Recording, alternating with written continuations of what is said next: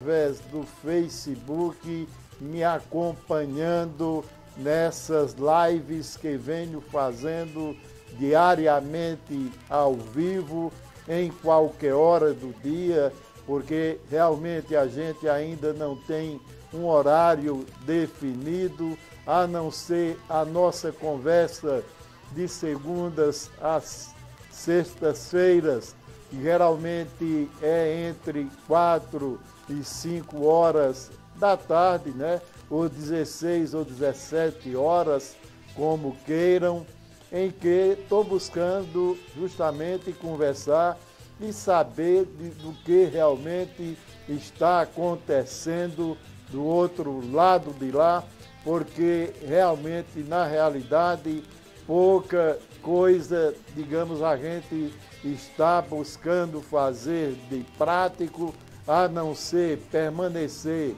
isolado em casa, consoante as recomendações, né, e as medidas tomadas pelos nossos governos maior, ou então já é de se esperar que realmente esteja sendo contido, porque na realidade aqui no Brasil, pelo menos, medidas foram tomadas. Não que realmente alguns políticos lá de cima ou a classe dominante rica deste país esteja pobre, só viajou mesmo na época que Lula foi presidente do Brasil, porque atualmente sequer tem condições, às vezes, de fazer uma viagem, uma migração dentro do próprio país, porque realmente muita gente deixou de ganhar alguns trocados a mais e realmente a situação de penúria tende a se agravar cada vez mais. Um abraço às pessoas que estão me seguindo, Patrícia Félix, Régia Tenório, né?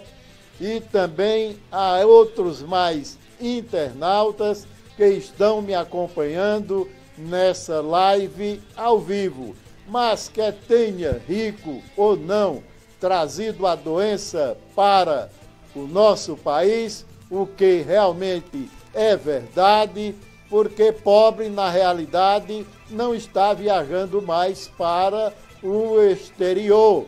Como o próprio ministro da Economia disse que atualmente empregada doméstica não mais iria viajar para Disney. E isso realmente é uma realidade, porque se eu tivesse dinheiro, na realidade, nem para os Estados Unidos eu iria, muito menos para Disney, para ver aqueles bonecos horrorosos de Walt Disney, que realmente não vale a pena você viajar para aquela porcaria, né, onde o tal do Olavo de Carvalho mora, né, é onde justamente fica a Disney. Então que fiquem essas desgraceiras para lá, porque a menor vontade eu teria de conhecer os Estados Unidos. Agora, meu sonho ainda é, antes de partir para sempre, de conhecer Cuba de Fidel, né? Visitar La Bodeguita, onde o escritor Ernest Hemingway tanto escreveu e tomou muitas bicadas por lá. Então, tanto quanto um lado como o outro, ou os lados ou as pessoas envolvidas, né, nessa esfera ou nesse rol da política, sempre vão de lá ou de cá, ou do meio, ou seja lá de onde for, fazendo ou costurando as suas alianças, né, para que cada um busque fortalecer o seu lado e o seu grupo político, visando justamente a vitória nas próximas eleições deste ano. Então, é isso que acontece no mundo da política de cada lugar, quer seja no estado, quer seja nas cidades, quer seja a nível federativo, né, na política federal, as coisas acontecem realmente dentro desse modelo, dentro desse molde.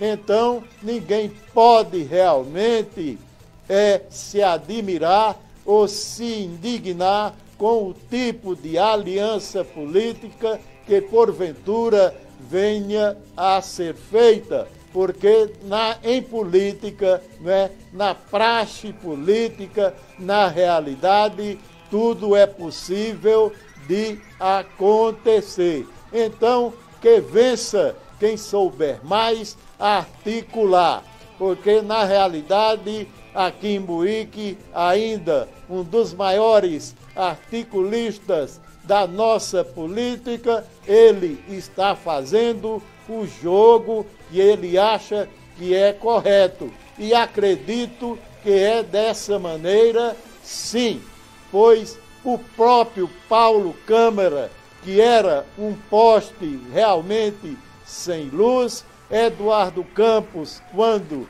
em vida, deu luz a ele, que chegou a ser governador de nosso estado, mesmo depois de sua morte, né? Assim mesmo, né? Mesmo sendo criticado politicamente nos quatro cantos de Pernambuco, ainda assim fez uma costura de alianças políticas e chegou a ser reeleito governador de Pernambuco, apesar de muitas contradições e muitas contrariedades. Mesmo assim, fez uma costura política dentro da praxe, com todo o arco ou com toda esfera de coloração política, e veio a se reeleger governador de Pernambuco. A questão é, será que ele fará o sucessor? Porque se for na realidade o prefeito Geraldo Júlio do Recife, acredito que talvez ele não tenha ou não chegou a ter a mesma amplitude política que outros políticos que vivem na esfera política pernambucana. Mas pelo sim, pelo não, ninguém pode apostar realmente na articulação, né, nas conchamblanças políticas que realmente têm força para eleger, às vezes, quem menos a gente espera. Porque a política, na sua praxe, todo jogo é válido. É como dizia, né, Paulo Maluf, que politicamente ainda continua como deputado federal, porém nunca chegou a chegar nem perto de ter votos para se eleger presidente da República, que até mesmo no colégio eleitoral dos militares, na transição da ditadura para a democracia, no colégio eleitoral, Maluf perdeu para Tancredo Neves, né? Mas Maluf já dizia que o feio em política é perder. E o ex-senador de Minas Gerais, Magalhães Pinto, já dizia que política é como uma nuvem. Você olha para o céu e a nuvem está num determinado formato. Se você demorar mais um pouco, alguns segundos, né? Se você olhar a nuvem já ganha uma forma diferente. Então, minha gente, na política é desse jeito que acontece, né?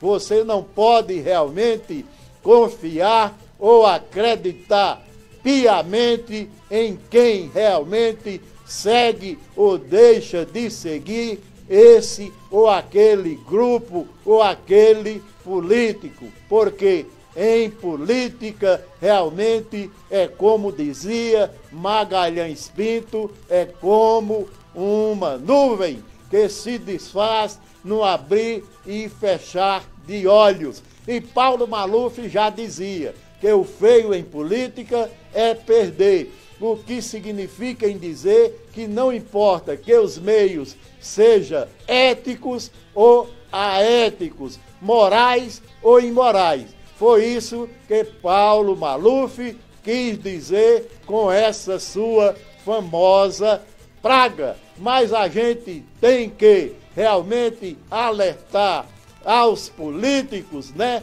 que não vale mais ou não deve valer, pelo menos em tese, o princípio também do ex-governador de São Paulo, Adhemar de Barros, que tinha como princípio que, principalmente por parte de seus eleitores, que votavam nele porque ele tinha como princípio de rouba, mas faz. Mas em política, minha gente, não deve prevalecer esse princípio nefasto e nocivo, mas deve mudar realmente para se trabalhar com responsabilidade, seriedade e bem representar a população a qual se propôs a representar. É assim que a política deve modificar e deve mudar para cada um se dirigir